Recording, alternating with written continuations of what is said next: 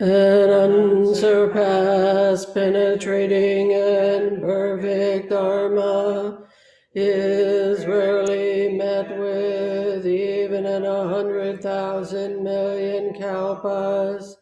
Having it to see and listen to remember and accept, I vow to taste the truth of the Tathagata's words. Good morning. Good morning. So this morning I'm going to, well, let me put me on spotlight view first.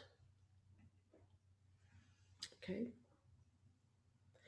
This morning I'm going to keep talking about Ryakufusatz, or the meaning of the full moon bodhisattva ceremony. Ryakufusatz is actually translated as something like full moon renewal, vow to follow the precepts. And we've already talked about repentance and the homages, and those lectures are on YouTube if you want to refresh what was said. And today I'm going to talk about the 4 Bodhisattva vows. And they are: beings are numberless, I vow to save them. Delusions are inexhaustible, I vow to end them. Dharma Gates are boundless, I vow to enter them. Buddha's way is unsurpassable, I vow to become it. So that's our translation. And what I want to do is today I just want to talk about the I vow to save them, I vow to end them, I vow to enter them, and I vow to become them part of the 4 vows. And then next time, part 2, will be actually talking about what it means to say, talking about delusions, Dharma Gates, Buddhist way, etc. And although I will say, I want to clarify that the first vow, I vow to save them, I want to clarify that if you look up the characters, you'll see that the word that's being translated in English as save actually means to deliver, to carry across, to bridge, to make a bridge, or to ferry across the sea of birth and death. So save has a very Christian connotation, and I think that's unfortunate for us because it's a problem. But think about it more as bringing ourselves and others to liberation, and I think that's closer to the meaning. Okay, so let's talk about the second part of each one of these vows. So, first of all, what is a vow? And a vow is a commitment, an intention, a prayer, a foundational wish. And I think this is super important for our practice. I remember at one point, I remember Sojin Weitzman asking me, "What is your vow?" And so it's very helpful to be able to articulate this, and I'll talk a little more about this.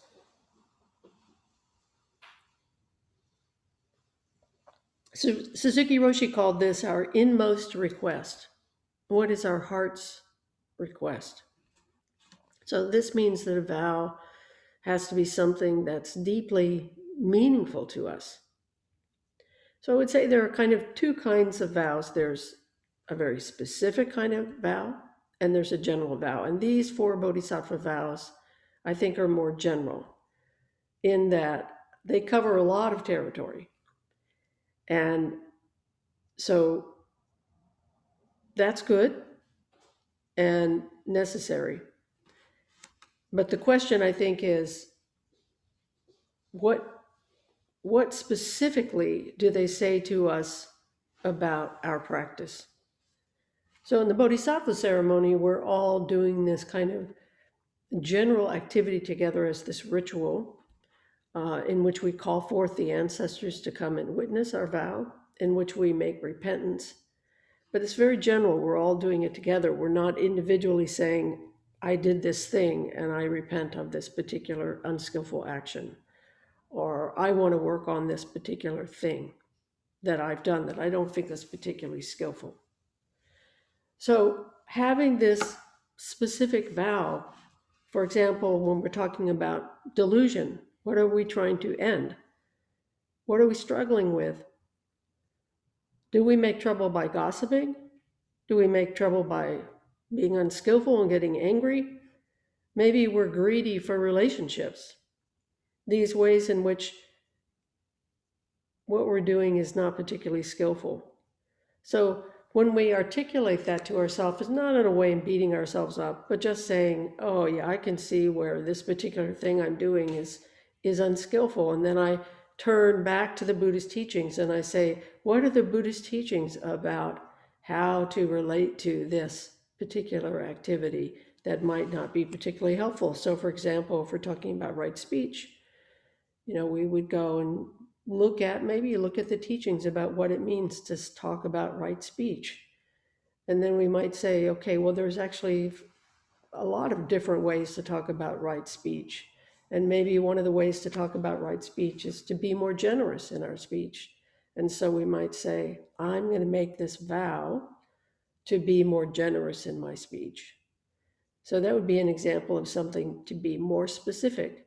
Or you might even be more specific than that. You might say, I wasn't very generous to this person who I was speaking to. I was angry or critical. I was not very empathic. And actually, what I really want to do is to be more empathic or generous in the way I'm listening and speaking to this particular person. And so that might become our vow, something really, really specific.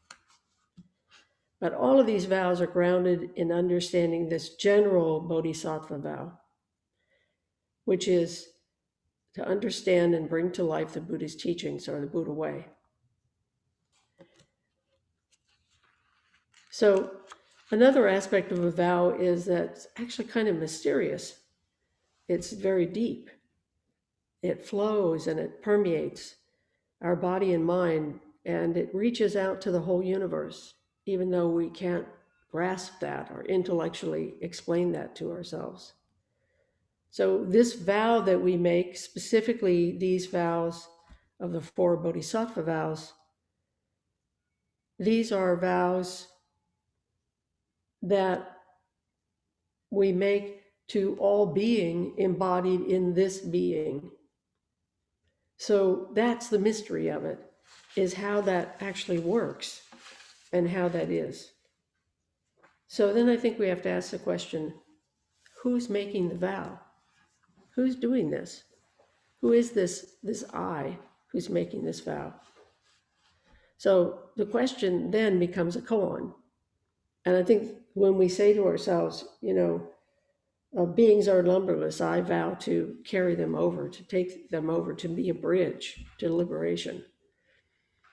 Say, well, gosh, how does that work? How does this I do something like that? So then I think, it's very important to understand the question of what it means to say I. What it means to say, delusions are inexhaustible. I vow to end them. So with I, we can talk about this I in lots of different ways. There's the I that is the I of your suffering, your delusion and confused self. So that's part of who we are.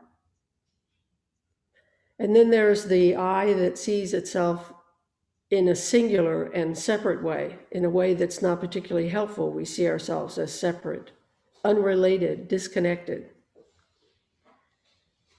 wanting things to be our way and not paying any attention to what anyone else says. Like Angel Cohen, to carry the self forward is delusion. That's the I that's a problem. To allow myriad things to come forth and meet that I is realization. So there's the Buddhist I, which can never not be the I of Buddha, which can never not be the I of Buddha, as well as the I of Buddha. So that I is the fully realized moment of a Dharma position. Dharma position as person, Dharma position as self, Dharma positions as all being simultaneously as this being. So you are the person who has already crossed over. You are the person who is not different from all other things, all persons, all events, all of reality's presencing throughout time and space. But all of this is happening as you, not as somebody else. You are a specific person engaged in this effort and activity. So the one that is making the effort is you. And that effort is to follow the path of crossing over, of liberation, of entering Dharma Gates, of recognizing and mitigating delusion, and finding your way as Buddha. So Buddha is another word for impermanence. And impermanence is another way to talk about this continuous practice and effort of all beings making the world. So we are not separate from that. All beings make the world as the self, and the self makes the world as all beings. So that means that this effort, this interbeing, this mandala, this process, this wholeness of activity, this is Buddha. And this Buddha is also you. And this Buddha is also the chair you're sitting on. And this Buddha is also your pets. And this Buddha is also your computer. And this Buddha is also your neighbor who's bugging you to death. So this is how we want to see the world. But having that general vow to see the world that way may be too general. I would say it definitely is too general. So what is this effort that I am making, specifically in my life right now, not somebody else's life, but what's happening specifically in my life, in this vow that I want to make effort for. So this I is making an effort, but this I is also the I of all of reality functioning together, even though it doesn't feel like it sometimes. So it is the I who's the awakening, whose awakening is the awakening of all beings in each moment, in each moment. This is myriad things arising together, not me by myself separately doing something, making some effort that is just about me.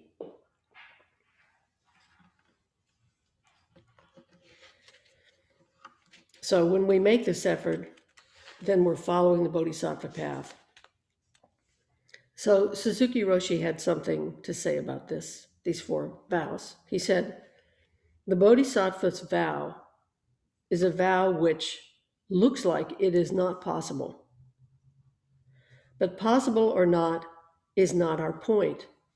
So the point here is not whether or not it's possible for us to do this. Because if we ask the question if it's possible for us to do it, then we're talking about something that has to do with our ego, the small self, that doesn't have to do with a connection with the totality of all being functioning. So he said, the Bodhisattva vow is a vow which looks like it is not possible, but possible or not is not our point. So in a way, we don't need to worry about whether it's possible or not. Then he said, we should continue our practice without being involved in the possibility or impossibility of the Bodhisattva vows. And then he said, because we should do it, we should continue our way. And here means, when he says our way, he means the Bodhisattva way, not our small self. I'm going to do it my way. So he says, because we should do it, we should continue our way. That's all. That's the Bodhisattva way. In other words, our practice is based on our inmost nature. So this inmost nature here is also very closely connected to Suzuki Roshi's idea of inmost request. Then he says, because we are human beings and sentient beings and sons and daughters of Buddha, we should practice. That is the Bodhisattva vow. So he's saying to us, just practice. Just pay attention to your practice and don't worry about whether or not it's possible or impossible, or don't worry about whether it makes sense to you intellectually. This is very much the same feeling about, we talk about sitting zazen. We say, zazen, sit zazen. Bodhisattva vows fulfill Bodhisattva vows. Vows, vowing vows. Where the I is taken out of that and it becomes something that has a life of its own. But we have to push it a little bit. We have to make effort to let this life come forward and meet us. We have to be open to that. We have to some notion of that. We have to be in the ballpark of that. So we have to kind of have faith in that it is so. We have to have faith that this very life is a Dharma Gate. This very life is Buddha's way. This very life, even though it is filled with delusion, is still freedom from delusion. So that's the question that I put forward to you is, who is making this vow? The next question is, to whom do I make this vow? To whom am I making this vow? In the ceremony, we call forth, the section right before this, we call forth the Buddhas and ancestors to support and witness our intention. We say, Manjushri, come, witness my intention. We say, succession of ancestors, come, witness my intention. Shakyamuni Buddha, witness my intention. 7 Buddhas before Buddha. Samandrapadra, shining practice. We bring forth all of these various aspects of ourself. So they are the bodhisattvas who exist outside of ourselves, and they are the bodhisattvas who are ourselves, simultaneously, back and forth, as Category Roshi would say, super speed, back and forth, not this, not that, just this, coming forth, reality itself, witnessing this vow that we're making. So we make this commitment to the Buddhas and ancestors and to the bodhisattvas, who we call forth to witness this. We make this vow to all being. We make this vow to our desk. We make this vow to the flowers outside. We make this vow to our friends. We make this vow to our enemies. We make this vow to everyone else who's participating in the ceremony. We make the commitment to ourselves. We make the commitment to all being. Again, even though we don't know, we trust in the magic of this. We trust in this whole activity, this altruistic activity of this world making the world. So I would say that all those various aspects are to whom we are making this vow. And then the next question is, how should I understand these vows? How should I understand these particular 4 vows? So these vows, they're a koan. And again, they seem to contradict themselves. We're dealing with things like numberless, inexhaustible, boundless, unsurpassable goals, and with finite aims, carry a cross, end something, enter and become. So Suzuki Roshi says, don't get caught there. Don't get caught. That's the thing about koans, you know. Koans are these questions that we can't answer with our intellect. Or if we do answer them with our intellect, we need to go beyond that. We need to go into the heart and the mind. But the most important thing about answering a koan is synchronizing ourselves with all things presencing themselves to each other at this moment, which is a pretty abstract statement on my part. The only way that we can answer that question is to fully ground ourselves in our life, to fully ground ourselves in what is happening right now in our life, this life, your life, my life, in this moment, not some other time, not what we wish it were, but right now, what's happening right now. So Suzuki Roshi said about these vows, making these vows, he said, when you say, I will keep it, there is no arrogance. So this I will keep it is a humble statement. This I will keep it is to remember the basis of humble as a word in English, or humorous, this way in which we talk about the earth. So we say, I am completely grounded in my life. I am not arrogant when I say I will keep it. But then Suzuki Roshi says, if you say, I will do it, or at least I will try to do it, then he says, try to do it will not be so good. You should say, I will do it. When you say, I will try to do it, you are hesitating. He said, I will do it is like jumping in the ocean. I will do it. And then he said, then there is no trouble. Then you have no trouble following this vow. I will do it. I will step off the 100-foot pole. I will do it. Sometimes making these vows is really hard to do, especially if the vow is like, my neighbor drives me nuts and now I'm going to be generous and kind. Those are hard vows. You say to yourself, oh, I'm going to carry all beings across the bridge and bring them to liberation. That vow is so abstract. That vow is so like not even graspable. But if you say to yourself, okay, I'm going to be nice to my neighbor who's driving me nuts. I'm going to say hello to them when I see them in their driveway. I'm going to pick up their newspaper if they didn't pick it up. I'm going to take their trash barrels in if they don't get their trash barrels. I'm going to do something really concrete. I'm going to bake them some cookies and take it over next door. So this way that you do something that it's hard to do. And it's hard to do because your little self is saying, I don't like that person.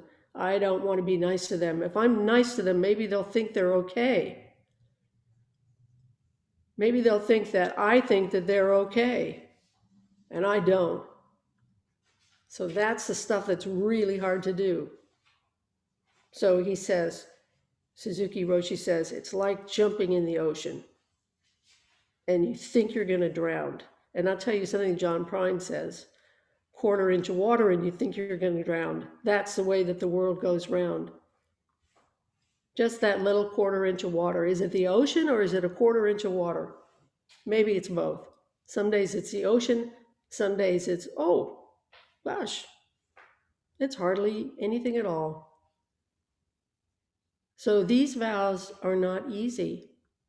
These vows are difficult. And then Suzuki Roshi saying, I will do it. Yes, I will do it.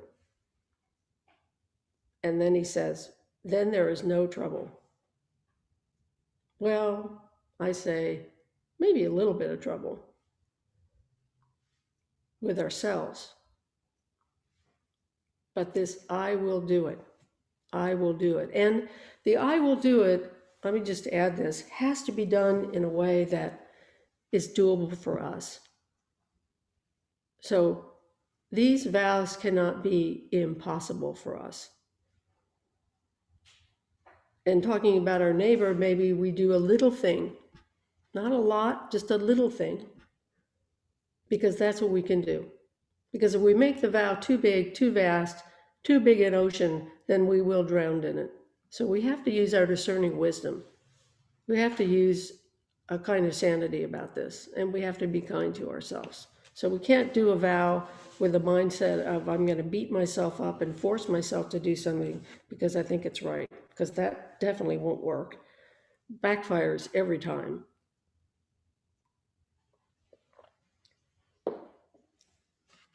So please keep that in mind. And then the thing I want to talk about next week is this question about the first one is what is to cross over? What is to end? What is to enter and what is to become? because this is the path of the Bodhisattva, and this is what I want to talk about next time. So we are going to do the Bodhisattva ceremony. Jaku's going to chant, and I'll be Don, and she'll be chanter, our Kokyo and our Doshi simultaneously. And we'll do this, and I hope that you all join in with us. So thank you very much.